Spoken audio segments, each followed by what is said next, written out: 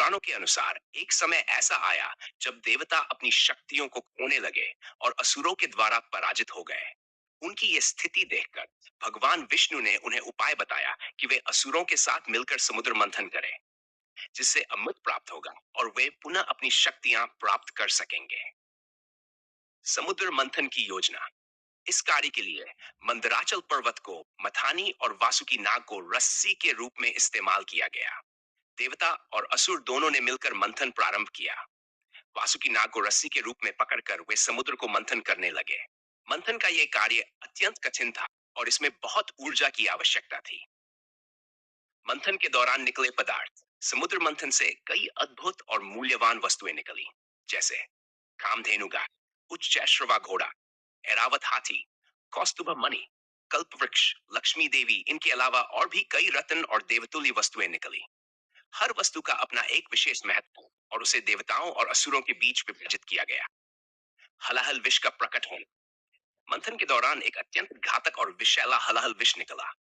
यह विष इतना प्रबल था कि उसके प्रभाव से पूरा संसार जलने लगा। देवता और असुर दोनों इस विष के प्रभाव से भयभीत हो गए और समझ नहीं पा रहे थे कि इस समस्या का समाधान कैसे किया जाए। तब सभी देवता भगवान शिव के पास गए और उनसे सहायता की याचना की। भगवान शिव का बलिदान। संसार को बचाने के लिए भगवान शिव ने उस भयंकर हलाहल विष को पीने का निर्णय लिया। उन्होंने वह विष अपने हाथ में लिया और पी गए। लेकिन भगवान शिव ने उस विष को अपने कंठ में ही रोक लिया और उसे निगला नहीं। विष के प्रभाव से उनका कंठ नीला पड़ गया और वे नीलकंठ कहलाए। विष का नियंत्रण। भगवान शिव ने योग और ध्यान के माध्यम से उस विष को अपने शरीर में नियंत्रित कर लिया।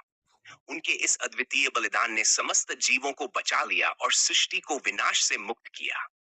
भगवान शिव के इस अद्भुत त्याग और समर्पण ने उन्हें और भी महान बना दिया।